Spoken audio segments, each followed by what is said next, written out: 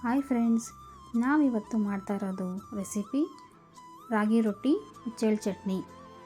ಮೊದಲಿಗೆ ಒಂದು ಪಾತ್ರೆಗೆ ಒಂದು ಕಾಲು ಕಪ್ಪಿನಷ್ಟು ಗೋಧಿ ಹಸಿಟ್ಟು, ಒಂದು 2 ಕಪ್ಪಿನಷ್ಟು ರಾಗಿ ಹಸಿಟ್ಟು, ಒಂದು ಹೆಚ್ಚಿರೋ ಈರುಳ್ಳಿ, ಸಣ್ಣ ಈರುಳ್ಳಿ, ಮತ್ತು ಒಂದು ಸ್ವಲ್ಪ ಕೊತ್ತಂಬರಿ ಸೊಪ್ಪು, ರುಚಿಗೆ ತಕ್ಕಷ್ಟು ಉಪ್ಪು ಇಷ್ಟನ್ನು ಹಾಕ್ಕೊಂಡು ಸ್ವಲ್ಪನೇ ನೀರು ಹಾಕ್ಕೊಂಡು ಚೆನ್ನಾಗಿ ಕಲಿಸ್ಕೊಬೇಕು. ಈ ಹಂತಕ್ಕೆ ಬರೋವರೆಗೂ ಚೆನ್ನಾಗಿ ಕಲಿಸ್ಕೊಬೇಕು, ಯಾಕೆಂದರೆ ಬಳಿಬೇಕಲ್ವ ರೊಟ್ಟಿನ, ಅದಕ್ಕೂ. ನಂತರ ಚಟ್ನಿಗೆ ರೆಡಿ ಮಾಡ್ಕೊಳ್ಳೋಣ. 1-2 ಸ್ಪೂನಷ್ಟು ಹುಚ್ಚೆಳ್ಳನ್ನ ಸಣ್ಣ ಹುರಿನಲ್ಲಿ ಒಲೆ ಮೇಲೆ ಚೆನ್ನಾಗಿ ಹುರ್ಕೊಬೇಕು. ಅದು ಚಿಟ ಅನ್ನೋವರೆಗೂ ಚೆನ್ನಾಗಿ ಹುರ್ಕೊಂಡು ಸಣ್ಣ ಹುರಿನಲ್ಲೇ ಚಿಟ ಅಂತ ಅಂದಮೇಲೆ ಅದನ್ನು ತೆಗೆದು ಒಂದು ಮಿಕ್ಸಿ ಜಾರ್ಗೆ ಹಾಕ್ಕೊಬೇಕು.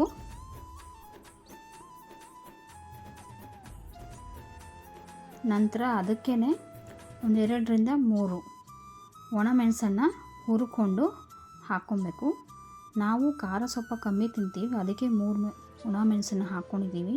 ಖಾರ ಜಾಸ್ತಿ ಬೇಕು ಅನ್ನೋರು ಇನ್ನೂ 2 ಎಕ್ಸ್ಟ್ರಾ ಹಾಕ್ಕೊಂಡು ಬಾಡಿಸ್ಕೊಂಡು ಹಾಕ್ಕೊಳ್ಳಿ. ಇನ್ನು ಇದಕ್ಕೆ 2 ಟೀ ಸ್ಪೂನಷ್ಟು ಜೀರಿಗೆ ಹಾಕ್ಕೊಳ್ಳಿ, ಮತ್ತು ಒಂದು ಸ್ವಲ್ಪ ಕೊತ್ತಂಬರಿ ಸೊಪ್ಪು, ಒಂದು 7-8 ಬೆಳ್ಳುಳ್ಳಿ, ಮತ್ತು ಒಂದು ಸ್ವಲ್ಪ ತೆಂಗಿನಕಾಯಿ. ಅದರ ಜೊತೆಗೆ ಒಂದು ಚಿಕ್ಕ ಗಾತ್ರದ ನಿಂಬೆಹಣ್ಣಷ್ಟು ಹುಣಸೆಹಣ್ಣ ನೆನೆಸಿಟ್ಕೊಂಡು ಅದನ್ನು ಕೂಡ ಇದಕ್ಕೆ ಹಾಕ್ಕೊಳ್ಳಿ. ಜೊತೆಗೆ ರುಚಿಗೆ ತಕ್ಕಷ್ಟು ಉಪ್ಪನ್ನು ಹಾಕಿ ಮುಚ್ಚಿ ಅದನ್ನು ರುಬ್ಕೊಳ್ಳಿ. ನಾನಿವತ್ತು ಒಂದು 5 ಜನಕ್ಕೆ ಆಗೋಷ್ಟು ಮಾಡ್ಕೊಂಡಿದ್ದೀನಿ. ನೀವು ಬೇಕಾದರೆ ಇನ್ನೂ ಜಾಸ್ತಿ ಮಾಡ್ಕೊಬೋದು. ನೋಡಿ, ಈ ಹದಕ್ಕೆ ರುಬ್ಕೊಂಡಿದ್ದೀನಿ. ಹುಚ್ಚೆಳ್ಳು ಕಾಣಿಸ್ತಿದೆಯಲ್ಲ ನಿಮಗೆ, ರುಬ್ಕೊಂಡಿರೋದು ಚಿಕ್ಕದಾಗಿ ತರಿಯಾಗಿ. ನಂತರ ಈಗ ರೊಟ್ಟಿ ಮಾಡ್ಕೊಳ್ಳೋಣ. ಹೆಂಚಿಟ್ಕೊಂಡು ಕಾಯಿಸ್ಕೊಬೇಕು. ಅದಕ್ಕೆ ಎಣ್ಣೆ ಚೆನ್ನಾಗಿ ಸ್ವಲ್ಪ ಹಾಕಿ ಅದ್ರ ಮೇಲೆ ಒಂದು ಸ್ವಲ್ಪ ನೀರನ್ನು ಚಿಮುಕಿಸ್ಬೇಕು. ಯಾಕೆ ಅಂದರೆ ರೊಟ್ಟಿ ನೀಟಾಗಿ ಎದ್ದೇಳುತ್ತೆ, ಸುಲಭವಾಗಿ ಎದ್ದೇಳುತ್ತೆ ರೊಟ್ಟಿ. ಅದಕ್ಕೋಸ್ಕರ ಎಣ್ಣೆ ಹಾಕಿ ಅದ್ರ ಮೇಲೆ ನೀರು ಹಾಕಿ ಆಮೇಲೆ ರೊಟ್ಟಿನ ಬಳ್ಕೊಬೇಕು. ನೋಡಿ, ಈ ಥರ ನೀಟಾಗಿ ರೊಟ್ಟಿನ ಬಳ್ಕೊಬೇಕು.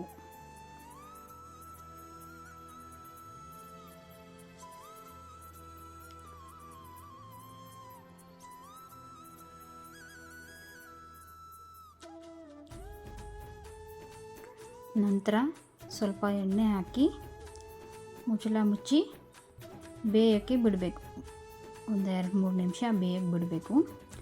ಅದಾದಮೇಲೆ ನೋಡಿ, ಈ ಥರ ಆಗಿರುತ್ತೆ. ನೋಡಿ, ಸುಲಭವಾಗಿ ಎದ್ದೇಳ್ತಾ ಇದೆ. ಅದನ್ನು ಇವಾಗ ತಿರುಗಾಕೊಂಡು ದೊಡ್ಡ ಹುರಿನಲ್ಲಿ ಚೆನ್ನಾಗಿ ಬೇಯಿಸ್ಕೊಬೇಕು.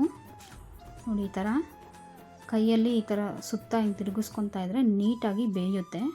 ನಿಮಗೆ ಕೈಯಲ್ಲಿ ಆಗೋಲ್ಲ ಅನ್ನೋದಾದರೆ ಮಾಮೂಲಿ ದೋಸೆ ಹೆಂಚಲ್ಲೇ ತಿರುಗಿಸ್ಕೊಳ್ಳಿ. ಚೆನ್ನಾಗಿ ಒಂದು 5 ನಿಮಿಷ ಬೇಯಿಸ್ಕೊಬೇಕು. ಬೇಯಿಸ್ಕೊಂಡಾದ್ಮೇಲೆ ನೋಡಿ, ಈ ಥರ ಚೆನ್ನಾಗಿ ಬೆಂದಿರುತ್ತೆ. ಇವಾಗ ರೊಟ್ಟಿ ರೆಡಿಯಾಗಿದೆ.